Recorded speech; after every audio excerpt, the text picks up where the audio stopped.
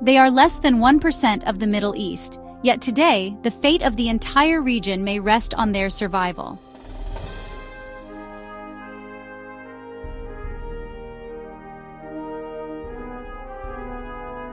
The Druze, a secretive, resilient community, now stand at the edge of extinction, targeted by militias, trapped between rival powers, and abandoned by the world. This is not just another story of war, this is the story of a people at risk, and a question the world cannot ignore. Will the Druze survive? The Druze trace their faith back to the 11th century, an offshoot of Ismaili Islam, enriched with philosophy and mysticism. They believe in reincarnation, shun conversion, and guard their traditions closely.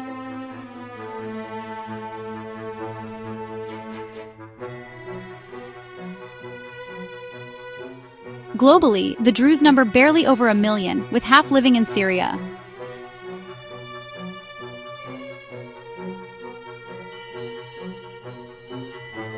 Their homeland of Suwaida, often called Jabal al-Druze, the mountain of the Druze, has long been their stronghold.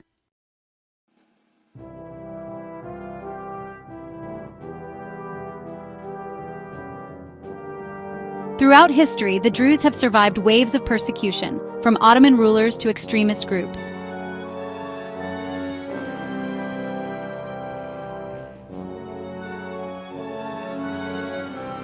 In 2018, ISIL massacred over 250 Druze civilians in Suwaida, one of the bloodiest attacks of Syria's war. Survival became their identity, but resilience alone is no longer enough.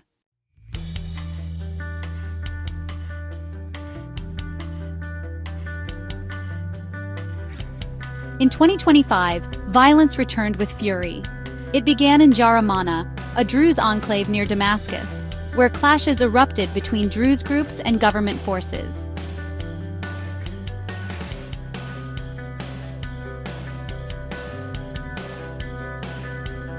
Soon, the violence spread. In April, massacres unfolded in Suwaida and Sana'a, dozens executed in their homes, in the streets, even in hospitals.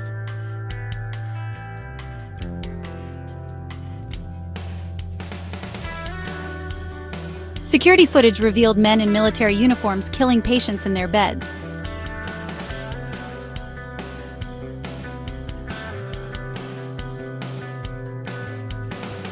By July, the conflict exploded. Druze militias, Bedouin tribes, and Assad's forces clashed in battles that left hundreds dead and tens of thousands displaced.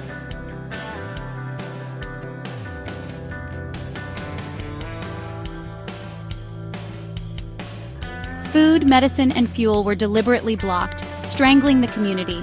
As of August, more than 400 Druze civilians, including women and children, had been executed.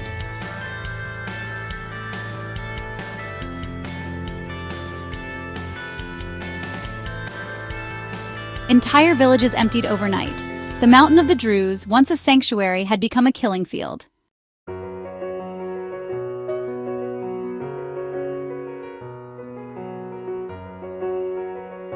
But the Druze did not remain silent. In Suwaida, they launched their largest ever protest, demanding self-determination.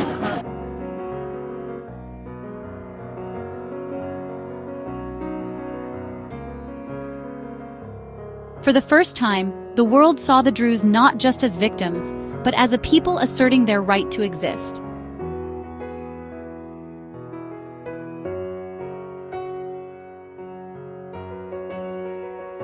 Israel's Druze community, long tied to the region, raised their voices, pressuring the Israeli government to act.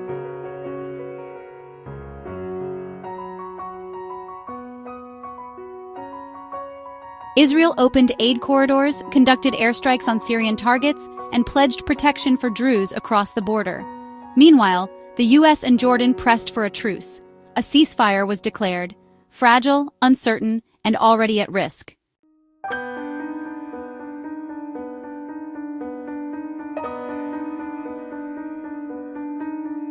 The fate of the Druze is more than a minority issue.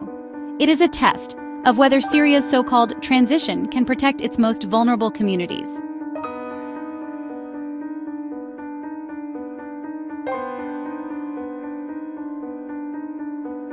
Today, Syria's new government includes only one Druze minister out of 23. Representation without real power leaves the community exposed, fueling fears of erasure.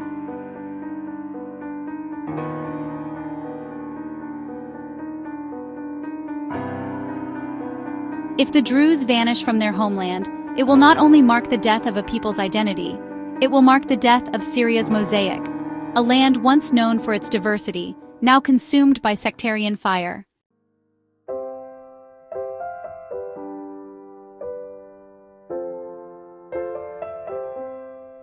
For centuries, the Druze have been survivors, but survival is no longer enough.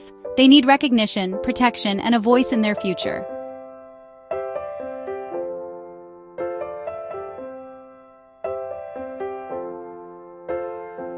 The question now is not only whether the Druze will endure, but whether the world will care enough to let them.